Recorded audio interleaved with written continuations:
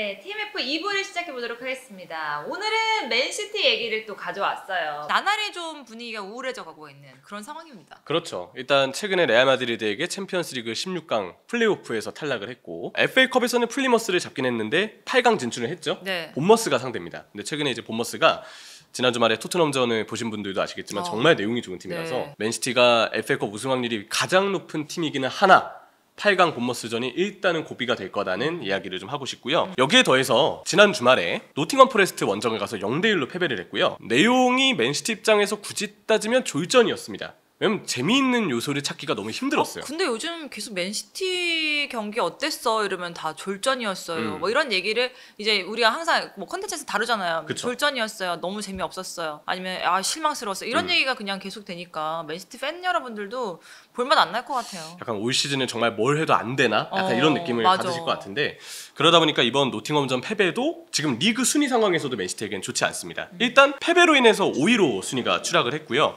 지금 6위 브라이튼이 1점 차, 7위 빌라가 2점 차, 8위 본머스와 9위 뉴캐슬이 3점 차로 추격 중이라서 맨시티 입장에서는 지금 5위권 안에 뭔가 드는 것도 당장은 조금 위기가 왔다. 예, 지금 이 위기를 슬기롭게 헤쳐나가는 게 상당히 중요한 지금 위치가 됐습니다. 최근에 또 선수들의 폼이 좀 많이 떨어져가지고 문제가 되지만 그 중에서 조금 더 많이 떨어져서 보이는 선수는 누가 있어요? 일단은 먼저 지적을 해야 될 게 축구는 결국 실점을 하지 않아야 되거든요. 아 그리고 요즘에 그런 얘기 많이 해요. 골키퍼 덕을 많이 보는 팀들이 많잖아요 요즘에. 챔피언스 리그에서의 16강 1차전 알리송이 네. 리버풀이 그랬고 좋은 골키퍼하면 역시 쿠르투아의 레알 마드리드를 캐리했던 21-22 시즌 챔피언스 리그 우승도 빼놓을 수 없고. 그쵸. 근데 맨시티가 사실 물론 트래블 시즌 때는 에데르송 골키퍼가 잘했던 기간도 있었지만 선방덕을 본 빈도는 팬들이 기억하기에는 다른 팀보다는 조금 체감이 덜하지 않을까 싶긴 해요. 그만큼 긴 시간 동안 에데르송 골키퍼의 선방 능력은 좀 문제가 많이 되어 왔었는데 사실 뭐 그 전까지는 맨시티의 그 앞에도 에델송까지 올 필요도 없이 여러 가지로 굉장히 견고한 모습을 보였기 때문에 잘 못 봤다 이렇게 볼 수 있겠지만 지금 상황에서는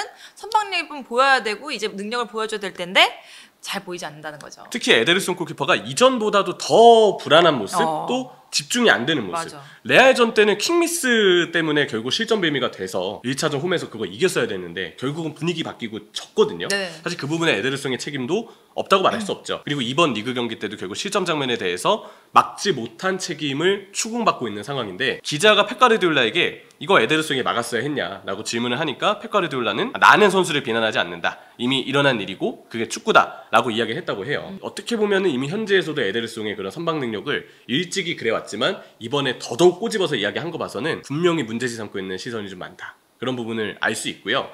에데르송이 뭔가 딱 이렇게 쾌쾌한 어떤 이 향을 풍길 때쯤 환기를 시켜주면 오르테가가 그동안 많이 환기를 도와주긴 했거든요. 문제는 그 오르테가마저도 지금 많이 어두워졌습니다. 네. 힘이 많이 떨어졌어요. 반응 못하는 장면이 많이 늘었고요. 골키퍼가 이제 선방을 해야 되는데 그 반응이 늦어지면서 그냥 지켜보는 상황들이 오르테가도 많이 늘었거든요. 단순히 경기 운영을 떠나서 이제 선방 능력에 있어서 에데르송도 오르테가도 다 문제가 되고 있는 올 시즌이라서 첫 번째 키퍼부터 지금 바꿔야 된다. 네. 그런 이야기들이 안 나올 수 없는 상황이죠. 키퍼뿐만이 아니라 지금 다른 선수들도 사실 문제는 많아요. 네, 미드필더진이 특히 네. 그렇죠. 대부분의 팬분들이 필 포든이 이렇게 폼이 추락할 진짜. 거라고는 예상을 못했을 텐데 저도 포든이 그 영플레이어상 계속 수상받고 할 때 이 선수에게는 앞으로 날개 달리만 남았다. 어디까지 올라갈까가 너무 궁금했었어요. 원래 우리가 아는 포든은 진짜 민첩하고 특유의 그 턴 동작 이후에 쭉 치고 나가는 그 속도와 힘이 대단하고 그걸 통해서 상대 수비를 순식간에 벗겨낸 다음에 왼발각 만들어서 때리는 그 슈팅이 상당히 일품이었잖아요. 요즘의 포드는 확실히 전과 비교하면 어딘가 모르게 상대를 벗겨내는 동작이 둔해졌습니다. 턴이 느려졌고 그러다 보니까 시야가 확보가 안 되고 드리블로 상대를 딱 뚫어야 되는데 그 뚫을 때 보여줄 순간 속도가 느려지니까 상대가 제쳐지지 않는 거예요. 그 다음에 다음 플레이에도 지장을 받게 되죠. 결국 상대로부터 견제를 받다가 급해지니까 때리는 게 슈팅인데 좋은 타이밍의 슈팅이 아니다 보니까 네. 마치 난사하는 것처럼 느껴질 때가 있습니다. 그게 요즘에 이제 포든이거든요. 아마 제가 봤을 때는 중앙 미드필더로 기용이 되고 있는데 자기가 이제 측면에 설 때부터 약간 퍼포먼스가 일정하지 않으니까 스스로 심리적으로 위축이 좀 되는 것 같고 팀 입장에서도 포든을 중앙에서 잘 쓰려면 볼 배급을 아래쪽에서 확실히 잘해줘야 돼요. 근데 지금 로드리가 없는 상황 또 마테우스 누네스와 같은 애매한 니코 루이스도 그렇고 오른쪽 풀백이 애매한 상황에서 인버티드 풀백 역할을 보니까 이 삼선 조합으로는 볼 배급을 안정적으로 하기가 힘듭니다. 근데 포드는 웬만하면 위에서 관여하려고 하는 선수라서 그러면 아래쪽과 위에가 단절이 되면서 중앙 경기 작업이 잘 안 되거든요. 그래서 포든도 고립되고 뭐 그러면서 포든 개인의 폼도 떨어지고 중앙에서는 자기의 장점을 끄집어내기가 쉽지 않고 이런 악순환이 반복되면서 결국은 포든의 폼이 많이 떨어졌다고 생각을 합니다. 포든뿐만 아니라 지금 베실바도 사실 역할을 수행하는데 조금 부족하다고 볼 수도 있을 것 같고 거기다가 뭐 데브라이너도 그렇고 여러 가지로 조금 폼이 떨어진 선수들이 너무 많아요. 그러니까 그렇죠. 그게 연쇄 작용인 것 같아요. 그리고 중앙에 믿고 쓸 선수가 없다. 네. 로드리도 부상으로 빠졌고 네. 중앙에 베르나르도 실바 폼 떨어졌고 포든 폼 떨어졌고 더브라이너 폼 떨어졌고 근데 이 중에 그나마 나은 선수가 더브라이너예요. 이번에 교체 출전을 하고 나니 그래도 역시 더브라이너가 필요하다라는 결론에 서게 되더라고요. 그런 점들을 놓고 봤을 때 결국은 맨체스터 시티의 지금 스쿼드는 어딘가 변화가 필요하다는 걸 느낄 수 있거든요. 베르나르도 실바가 트랜스마크트 기준으로 보니까 계약 기간이 다음 시즌까지입니다. 한 시즌 남은 시점에서는 좀 팔아야 되는 것도 팀이 생각을 안 해볼 수 없고 요즘에 실바를 보면 정말 많이 뛰긴 하는데 네. 그것뿐이에요.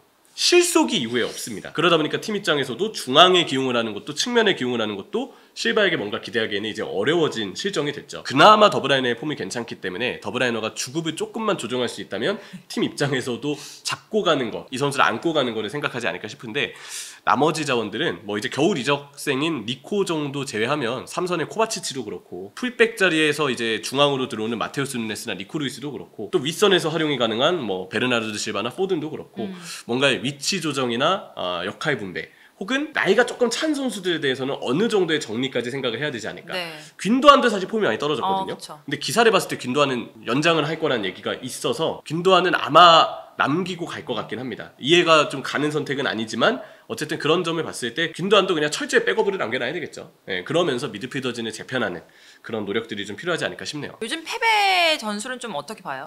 이번 경기 때는 아예 변형 백스리를 만들어서 3-2-5로 시스템을 좀 만들려고 했었는데 페카레돌라의 좀 전형적인 시스템이기도 하죠. 3-2-5 시스템은 그바르디올과 후뱅 디아스 그리고 후사누프를 백스리로 배치하고 위쪽에 니코 곤살레스와 마테우스 누네스가 같이 서는 이런 3-2 형태의 변형 시스템을 섰는데 문제가 첫 번째, 일단 노팅엄은 중앙 위주로 좁혀서 압박을 많이 하는 팀이에요. 수비도 중앙으로 좁혀서 상대를 측면으로 몰아내는데 압박을 받았을 때 니코와 누네스 쪽에서 별다른 벗어나는 동작을 취하지 못했습니다. 특히 니코 곤살레스는 수비할 때 거의 센터백처럼 내려와 있을 경우도 많아서 거의 대부분의 위치가 좀 아래에 내려와 있을 때가 많았거든요. 네네. 그러면 전진하는 역할, 배급하는 역할을 좀 더 마테우스 누네스가 전담해서 했어야 되는데 마테우스 누네스가 그걸 못한 거예요. 그러니까 중앙의 삼선이 고정되고 고립되고 그 결과 볼의 투입이 측면으로만 향할 수밖에 없었던 그런 맨시티였고 이런 문제를 볼 때마다 많이 생각이 들죠. 로드리라도 있었던 네, 그 선수라도 있었던 그러면 로드리. 아마 자기의 그 창의적인 움직임으로 뭔가 더 차이를 만들긴 했을 겁니다. 또 하나 아쉬웠던 건 백스리를 만드는 작업에서 그바리돌이 이번 경기 좀 희생이 됐어요. 자꾸 왼쪽 뒤에 남아서 아마 이거는 뭐 노팅엄의 역습을 대비하기 위함이었을 수도 있고 중앙 미드필더진의 불안함 때문에 수비 커버를 맡긴 걸 수도 있고 왼쪽 센터백 혹은 풀백의 그바르디올이 전보다 전진을 많이 자제했어요. 그러니까 그바르디올은 아래에 남아서 전진이 안 하고 그러면 위쪽에서 누군가 전진을 해서 중앙에 이음새 역할을 해야 되는데 마테우스 누네스 올라가는 타이밍을 못 잡고 니코 곤살레스는 수비적인 역할을 봤을 때 위로 올라가기에는 어려움이 좀 있고 뭐 그런 점을 보면은 결국은 위와 아래의 중앙 구조가 단절돼 있다는 게 많이 느껴질 수밖에 없어요. 또 포든 위에만 배치돼 있고 올라가서도 폼이 좋지 않고 실바 많이 뛰긴 하는데 그렇다고 해서 뭔가 실속 있는 내용은 아니었고 중앙이 철저히 단절이 됐고 또 포든이랑 베르나르도 실바가 윙이랑 스위칭을 가져가면서 도쿠랑 사비우와 함께 스위칭을 이끌려고 했는데 막상 그 결과물이 제대로 안 나왔습니다. 그래서 결국 도쿠랑 사비뉴도 측면에서 고립되고 중앙 공격 안 돼, 측면 공격 안 돼. 나중에 보니까 오늘 혼란 선발이었구나. 혼란 뛰는 것조차도 못 느끼게 만드는 그런 정도의 악순환이 이번에 맨시티에게 좀 반복이 됐었죠. 얘기를 쭉 듣다 보니까 결국은 다 안 좋네요.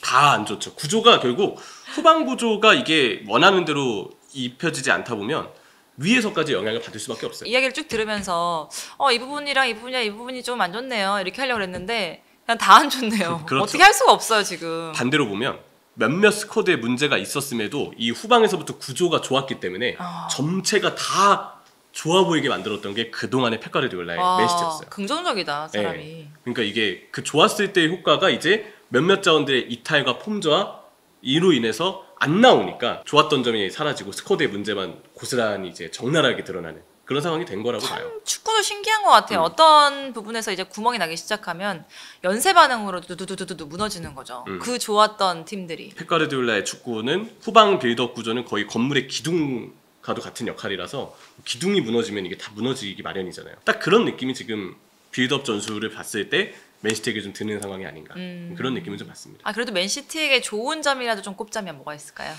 일단은 후사노프 선수가 좀 너무 잘해 아. 그게 느껴지더라고요. 후사노프가 뒷공간 커버를 이날 진짜 너무 잘해줬어요. 그냥 딱 그 뿌이 터치나 수비 상황 모음집 영상만 봐도 야, 이 선수 잘한다, 대박인데? 이런 느낌을 누구나 받으실 수 있을 만큼 정말 영리한 플레이들을 해냈고, 후사노프가 일단 발이 빠르잖아요. 네. 그리고 위치 선정 좋고 그때그때 뒷공간을 너무 잘 커버해주니까 위기 상황에 후사노프는 정말 든든한 존재감을 보여줬다. 이번 경기를 통해서 보다 더 팬들한테 신뢰를 얻었을 거라고 생각을 하고요.